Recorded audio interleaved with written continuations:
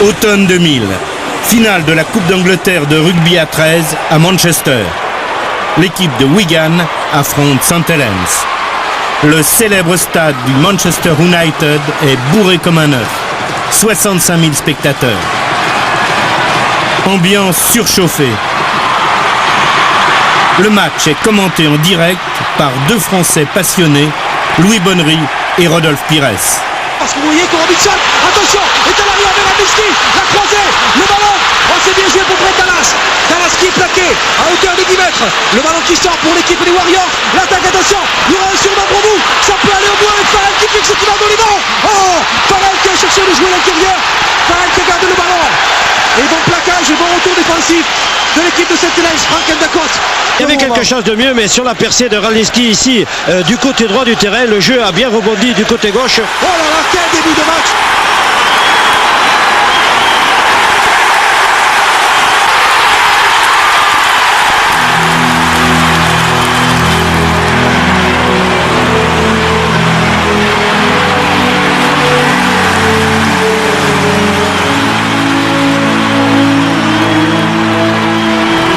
Ce rugby à 13 qui rassemble de telles foules en Angleterre a une longue et chaotique histoire. Une histoire marquée par un schisme, la séparation du 13 et du 15, une histoire pleine de fureur qui débute au 19e siècle comme une légende au nord de Londres dans une petite ville, Rugby. Les étudiants, futurs baronnets, probables vicomtes, boivent sec, bière, whisky et pratiquent le football. On raconte qu'un jour de 1823, un certain William Webb Ellis, avec un joli mépris pour les règles du football, prit la balle à pleine main et alla la déposer derrière la ligne adverse. Il venait d'inventer le rugby, qui se jouera à 20, puis à 15.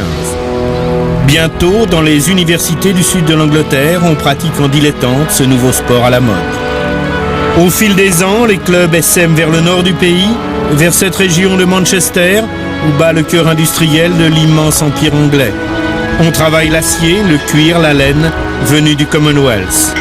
De toutes les régions d'Angleterre convergent ici manœuvres, ouvriers, mineurs, qui s'éprennent bientôt de ce sport viril. Autour des mines, il y avait beaucoup d'équipes, et spécialement autour de Wakefield, Castleford et Featherstone. Il y a un dicton qui disait « Si on était à court pour trouver un bon avant, on criait dans le puits de la mine, et il y en avait un qui montait immédiatement. » La plupart des équipes de cette région étaient constituées de mineurs, et comme on travaillait dur, on jouait dur aussi. Dans cette période de boom industriel, la lutte des classes n'est pas un vain mot en Angleterre. Les conditions de vie et de travail des mineurs sont extrêmement pénibles. Ce sont les enfants qui se glissent dans les étroits boyaux pour sortir le charbon à la main. La journée de travail est de 12 heures. La silicose, grave maladie des mineurs, fait des ravages.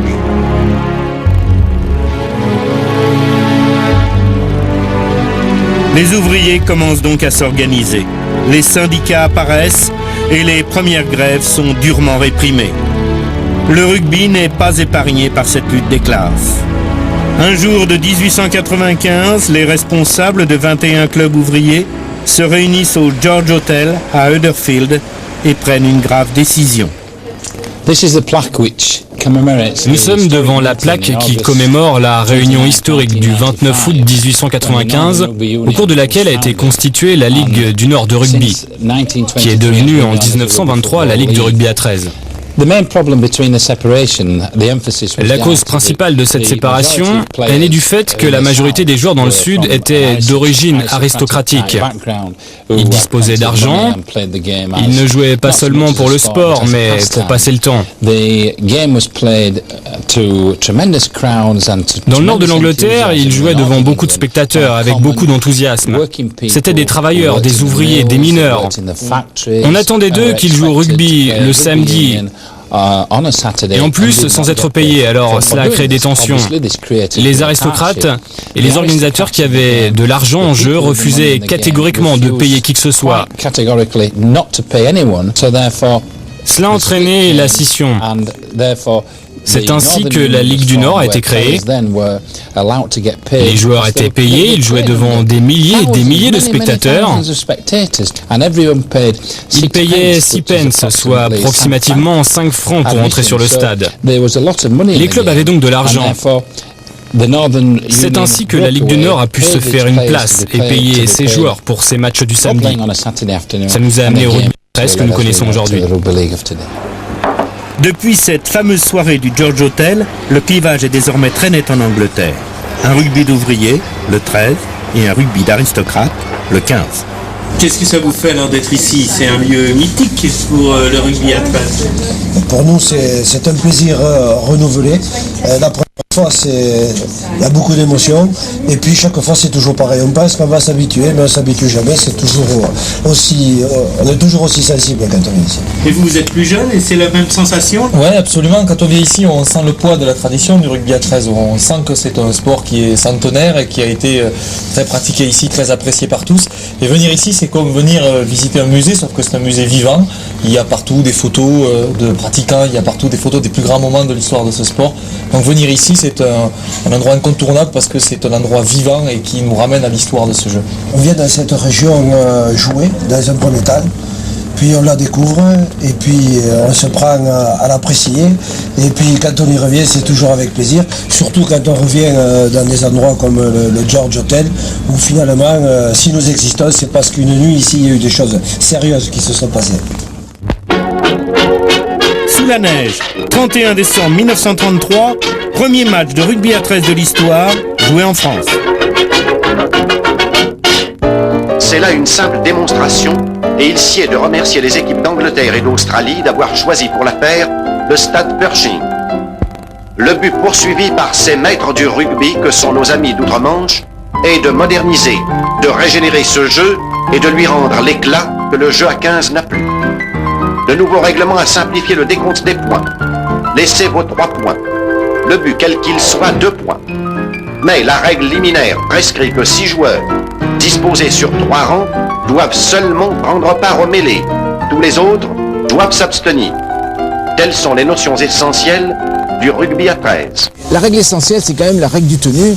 Et c'est vraiment là qu'est la différence entre les deux rugby, puisque lorsqu'on est plaqué au rugby à 15, on doit lâcher la balle, et le porteur de balle, lui, ne peut plus disputer le ballon. Ce sont tous les autres joueurs qui peuvent se la disputer. Alors qu'au rugby à 13, c'est tout à fait le contraire. C'est celui qui a été, entre guillemets, mis à la faute, donc plaqué, qui est le moteur du redémarrage de l'action. Donc c'est le joueur qui est chargé, en quelque sorte, de réparer sa propre faute. C'est complètement à l'inverse. C'est-à-dire qu'on donne une chance à l'erreur. C'est un sport très humain, alors que j'allais dire le rugby à 15 demeure un sport de notoriété divine, puisque l'individu doit s'en remettre à des forces extérieures à lui pour être sauvé. Le rugby à 13 favorise principalement les qualités individuelles, alors que le rugby à 15, si je puis dire, demande aux joueurs de laisser leur personnalité au vestiaire, de façon à ce que dans l'arène sportive, ils s'inféodent aux normes imposées par le groupe. Aujourd'hui, les conséquences, c'est qu'il est facile d'enseigner à des enfants les règles du rugby à 13. Je dis bien, il est facile d'enseigner les règles, parce qu'après, le paradoxe du rugby à 13, c'est que lorsqu'ensuite on veut monter le niveau, eh bien, il faut, au niveau technique individuel, au niveau technique collectif, autant de travail que pour n'importe quel sport lorsqu'on veut jouer à un haut niveau. À la fin du 19e siècle, au moment de la scission, le rugby à 15 est déjà puissant en Angleterre, en Australie, en Nouvelle-Zélande et en France. Le 13, lui, se cantonne dans les régions ouvrières du nord de l'Angleterre, puis, dans les années 1900, il essaime rapidement en Nouvelle-Zélande et en Australie. Celui qui va importer le rugby à 13 en France, c'est cet homme, Jean Gallia. Joueur de rugby à 15 à Quillan, il a été radié par la Fédération française pour professionnalisme. On l'accuse d'avoir touché de l'argent en passant du club de Quillan à celui de Villeneuve. Ce nouveau sport, pour le pratiquer, il faut d'abord le connaître et donc aller l'apprendre à la source. Jean Gallia monte les Gallia Boys et il s'en va avec ses disqualifiés pour amateurisme ou autre, avec 17 joueurs, s'en vont et vont en Angleterre. Alors, ils font les premières armes, mais c'était des joueurs de talent. Il y avait 17 joueurs de talent. Et moi, j'ai regardé le calendrier.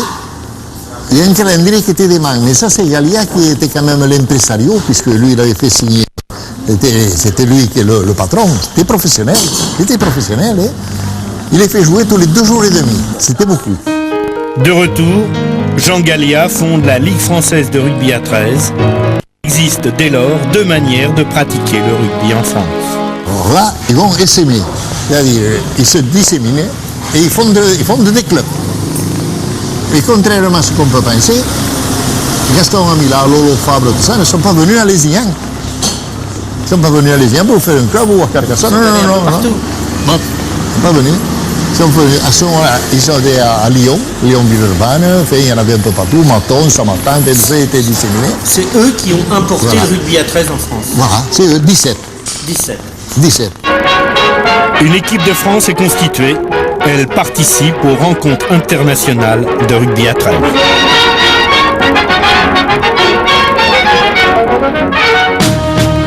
Voici l'entrée des joueurs sur le terrain. Les Français en culotte blanche sont précédés par Gallia, leur capitaine.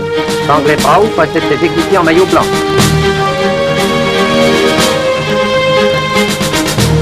Les 2 capitaines se saluent et Gallia tire au sort le terrain. Mêlée pour l'Angleterre. L'autre mêlée, Carrero sur Rousier qui sert Giral, Cossarieux à la balle. Il la donne à Noguer, il lance Cognac.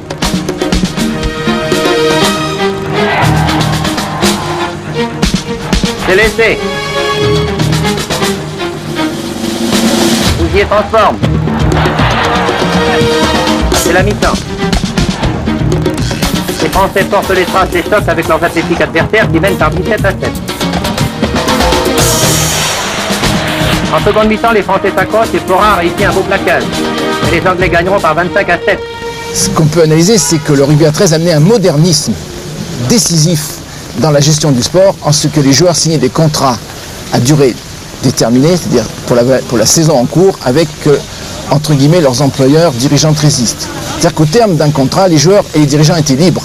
Alors que le football, qui venait en France d'accepter le professionnalisme, faisait signer des contrats à vie, c'est-à-dire que les joueurs de foot en 1932 signaient des contrats jusqu'à l'âge de 35 ans et de leur propre initiative ne pouvaient absolument pas quitter leur club si leurs dirigeants n'en étaient pas d'accord. Donc ce qu'amenait le rugby à 13, c'était une conception complètement moderne, radicalement différente, et je crois pouvoir analyser en tant qu'historien, si vous voulez, c'est que l'ensemble du sport français amateur à l'époque, il faut se remettre dans les années 30, a voulu éviter la contamination trésiste. S'il s'est développé un peu partout en France, il s'avère au fil des ans que le fief du rugby à 13, comme celui du 15 d'ailleurs, c'est le Sud-Ouest. C'est là que ces 2 sports, frères ennemis, s'implantent vraiment dans la culture locale. Le 13, lui, a fait souche dans le Languedoc-Roussillon, Lézignan, Villeneuve, Carcassonne, Limoux, le pays cathare. Cette région de vignes, broyée par les guerres de religion, cette région entourée de citadelles, se méfie depuis toujours du pouvoir central. Elle entretient une culture d'opposition. C'est une région d'irréductibles. On a souvent essayé de chasser les autochtones, les gens de ce pays, mais qui ont été repoussés, si vous voulez, mais ne sont jamais partis. Ils se sont retranchés dans les collines, dans les montagnes, mais ce pays a su garder ses racines parce que les hommes ont su rester dans ce pays, n'ont voulu jamais partir, malgré les passages des différentes civilisations. Le rugby à 13, ça fait partie de notre vie. Quand une saison s'achève, il nous tarde que la prochaine commence. C'est un peu comme les vendanges. Vous savez, quand on a vendangé, on fait le vin, et puis une fois que le vin est fini, on retourne dans les vignes, on prépare la récolte suivante. Quand le carnaval s'achève à Limoux, il dure 3 mois, c'est un des plus longs carnavals de France. Quand il s'achève, on attend que le prochain arrive avec impatience. Tout ça, c'est vraiment, c'est nous, les Mouxins, et c'est le rugby, c'est la blanquette, c'est le vin. Et toute notre culture. Nous pouvons identifier clairement ici, quasiment quartier par quartier, village par village, ceux qui sont les supporters de Lézignan, de Carcassonne ou de Limoux 13, je parle en rugby à 13, mais également ceux qui sont supporters d'une manière plus large du 15 ou du 13. Bon, donc les adjectifs de 15istes ou 13istes circulent facilement dans le langage quotidien. Donc il y a les lieux de fréquentation des uns, les lieux de fréquentation des autres. Il y a des fois des interférences, mais des fois il n'y en a pas du tout. Et puis même, je dirais presque qu'il y a parfois des évitements. Mais il n'en reste pas moins que tout le monde peut avoir ses convictions et qu'on tolère qu'on n'ait pas forcément les mêmes, mais que si on avait celle de l'autre, ce serait très bien. La guerre des rugby en pays Qatar a un petit côté cloche-mère les bons enfants qui fait partie du folklore local. Albert Ferras, président de la Fédération française de rugby à 15, a ferraillé contre les 13istes pendant près d'un quart de siècle. J'avoue que je me suis battu avec Villeneuve, parce que Villeneuve c'est 30 km, bon, j'ai réussi à leur coller un paquet, parce que bon, vous comprenez, quand vous êtes dans une ville où vous êtes 13istes, que vous y arrivez des 15istes, ça ne fait pas rigoler. Et le contraire vrai également, il ne faut pas penser qu'il y avait guère que nous qui avons des défauts, hein. Il n'y a pas que non plus. Alors est-ce exagéré de dire moi je ne vais pas acheter mon pain chez tel boulanger parce qu'il est 15istes?